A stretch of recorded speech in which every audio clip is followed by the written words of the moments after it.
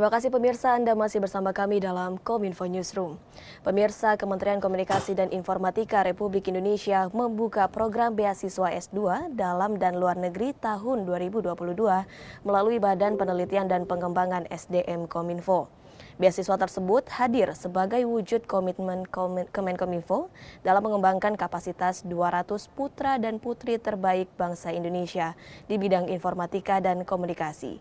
Kita akan kupas tuntas mengenai beasiswa S2 dalam dan luar negeri Kemenkominfo bersama Elvina Nur Anita, Subkor Kerjasama Setbanlitbang SDM Kemenkominfo.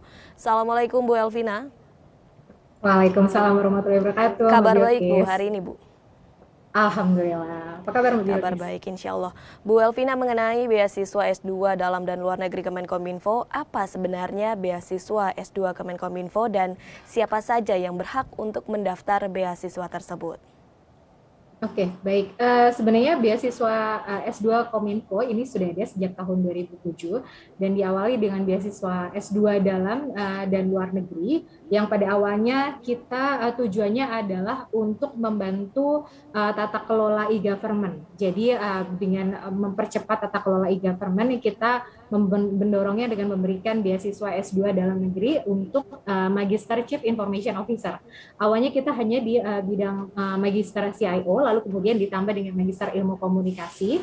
Kemudian di tahun 2019 kita tambahkan lagi satu bidang studi baru, yaitu Magister Kepemimpinan dan Inovasi Kebijakan. Selanjutnya kita juga punya beasiswa luar negeri, S2 luar negeri, sudah ada juga sejak tahun 2007, dengan awalnya negara tujuan studinya yang cukup banyak, cukup variatif, lalu sekarang kita kerjasama dengan beberapa negara tujuan studi, yaitu dengan Belanda, kemudian kita ada negara tujuan studinya juga di Jepang, di Hungaria, Cina, dan India. Nah, siapa saja yang berhak mendapatkan beasiswa ini, yaitu pegawai negeri sipil, anggota TNI atau Polri, dan juga masyarakat umum, tapi yang mereka memiliki latar belakang pekerjaan di bidang digital atau di bidang TIK. Bagaimana dengan mereka yang memiliki usaha sendiri atau disebut dengan wira swasta, Bu? Apakah mereka juga bisa kesempatan juga? Ya, mereka juga bisa mendaftar untuk program beasiswa ini karena mereka masuk ke dalam kategori masyarakat umum yang memiliki latar belakang pekerjaan di bidang TIK ya. Jadi bagi teman-teman mungkin yang sudah memiliki startup yang sudah mulai jalan selama 2 tahun, jadi salah satu persyaratan beasiswa ini adalah memiliki work experience selama 2 tahun. Jadi misalnya mereka mulai startup sudah terbangun selama 2 tahun, mereka juga qualified untuk mendaftar beasiswa ini. Dan bagaimana dengan mitra kerjasama untuk di dalam negeri? Universitas mana sajakah yang bekerja sama untuk mengenai program beasiswa Kominfo ini? Oke, baik. Untuk kita, untuk program beasiswa S2 dalam negeri, seperti yang tadi disampaikan, sudah ada 3 program studi untuk beasiswa kami, yaitu untuk program studi Magister Teknologi Informasi. Jadi kita ada di kerjasama di 6 perguruan tinggi, yaitu di Universitas Indonesia, lalu kemudian ada di Institut Teknologi 10 November ITS Surabaya, lalu kemudian ada di Institut Teknologi Bandung, Universitas Gadjah Mada. Nah, ini untuk masing-masing universitas ini, mereka ada yang menawarkan 2 program studi, yaitu untuk Universitas Indonesia menawarkan Magister Teknologi Informasi dan juga Keamanan Informasi. Juga ada di Institut Teknologi Bandung yang juga menawarkan Magister Layanan Teknologi Informasi dan juga Keamanan Informasi juga. Begitu. Baik, kemudian adakah pembagian kuota peserta antara mereka masyarakat umum dengan peserta dari pegawai negeri sipil ini, Bu? Dari satu mitra mungkin adakah spesifik pembagian kuota tersebut? Ya, betul, memang ada pembagian kuota, namun kita melihat lagi terkait dengan based on merit ya, Mbak. Jadi kita melihat seberapa banyak PNS dan masyarakat umum yang mendaftar ke masing-masing perguruan tinggi. Karena kita tidak bisa menyamaratakan antara satu perguruan tinggi yang lain, yang satu dengan perguruan tinggi yang lain. Jadi memang terkadang ada satu perguruan tinggi yang banyak disasar oleh teman-teman dari PNS. Ada juga yang banyak disasar oleh teman-teman dari masyarakat umum. Jadi ini kita melihat proporsinya memang kami prioritaskan untuk yang PNS, tapi kemudian kami melihat juga based on merit apakah mereka ini kualifikasinya seperti apa, sudah cukup baik atau tidak antara yang PNS sama yang merit, dan kita juga melihat kebermanfaatannya untuk si penerima beasiswa, ke calon penerima beasiswanya. Apabila kita berikan kepada si PNS ini, apakah mungkin lebih bermanfaat atau lebih ke masyarakat umum. Jadi kita melihatnya case by case basis begitu. Baik, tidak ada perbedaan yang terlalu signifikan antara penerima beasiswa baik dari masyarakat umum maupun dari pegawai negeri sipil. Kemudian gambaran dari skema penerimaan beasiswa S2 Kominfo ini seperti apa, Bu Elvina? Untuk skema beasiswanya sebenarnya kita untuk pembiayaannya sendiri kita full scholarship untuk yang beasiswa luar negeri.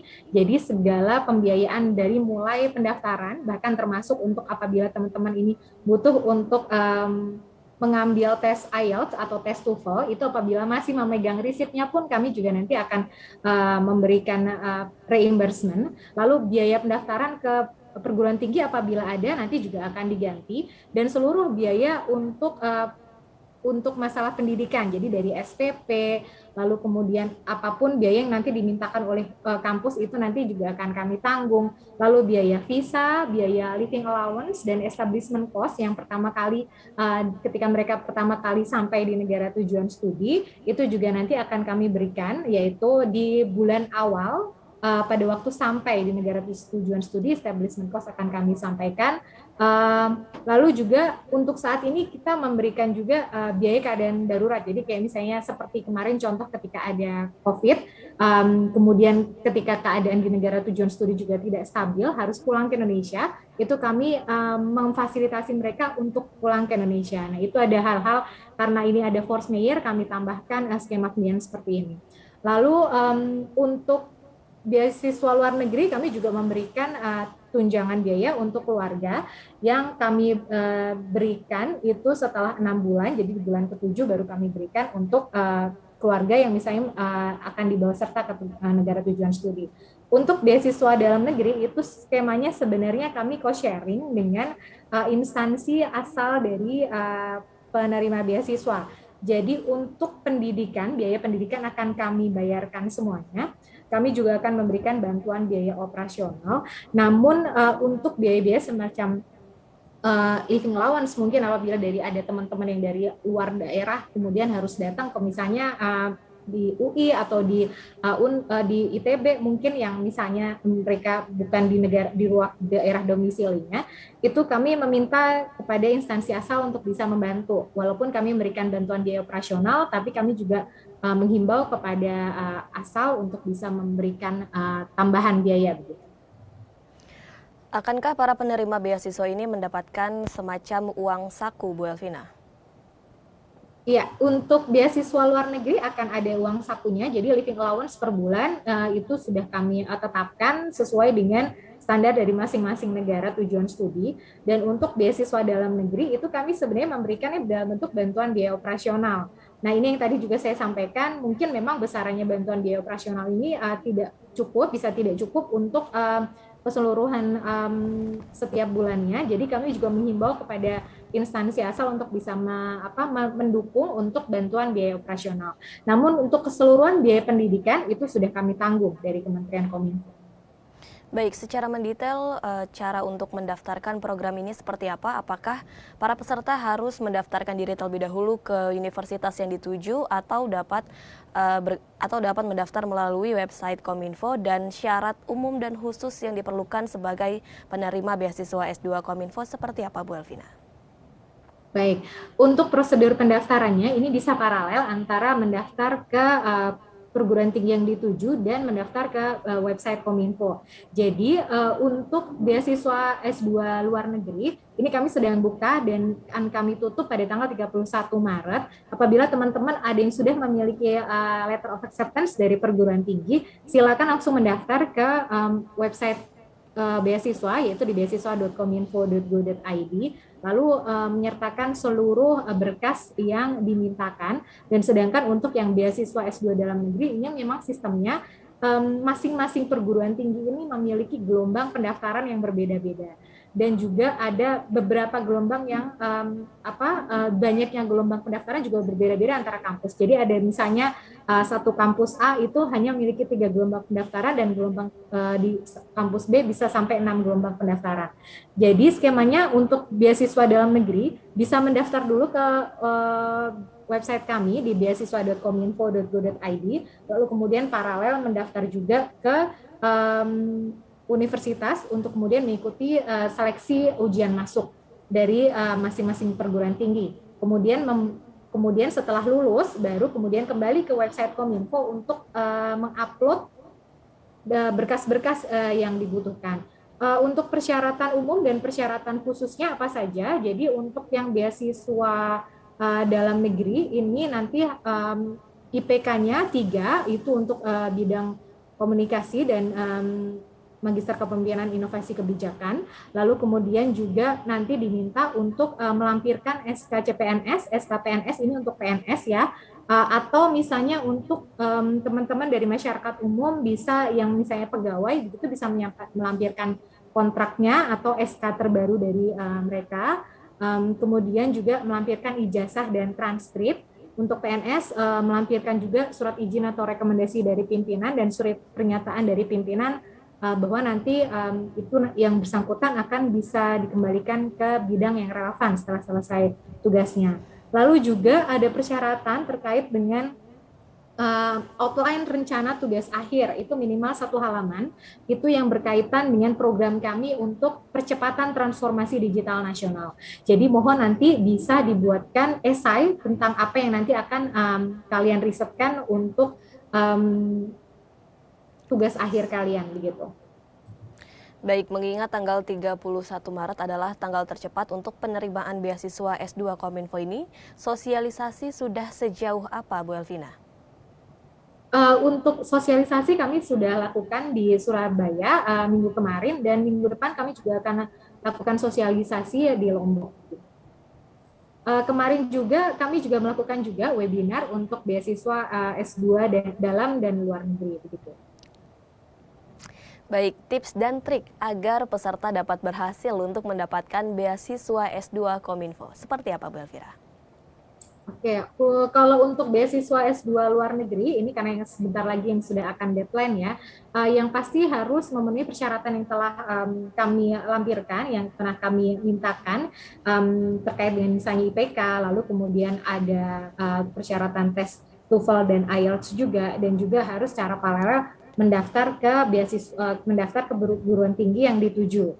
Untuk beberapa negara, contohnya misalnya untuk Tsinghua dan IIITB, itu memang nanti akan ada seleksi lagi setelah lolos seleksi di Kementerian Kominfo. Tipsnya harus eligibility-nya nanti harus dipenuhi. Lalu untuk yang beasiswa dalam negeri itu harus lulus juga ke perguruan tinggi, dan ketika mendaftar ke website Kominfo mohon untuk semua keterangan surat pernyataan melaksanakan jabatan dan surat-surat lain atau dokumen-dokumen lain seperti SK yang mendukung relevansi tugas dan fungsi dengan bidang studi yang nanti diambil, itu mohon dilampirkan. Jadi seperti yang tadi disampaikan di awal bahwa beasiswa ini khusus untuk beasiswa ilmu komunikasi, itu kami mendukung untuk pembentukan GPR, jadi untuk Government Public Relations, dan juga untuk masyarakat umum untuk di bagian PR-nya. Jadi masukkan semua dokumen yang terkait dengan tugas dan fungsi itu. Sebanyak-banyaknya dokumen itu akan membantu kami untuk mempertimbangkan apakah yang bersangkutan itu nanti akan bermanfaat ketika kami akan memberikan beasiswa.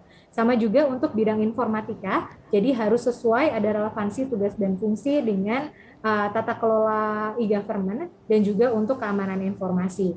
Sama juga dengan program studi yang terkait Magister Kepemimpinan dan Inovasi Kebijakan di UGM, itu juga harus sesuai dengan tugas fungsinya, baik untuk PNS maupun masyarakat umum.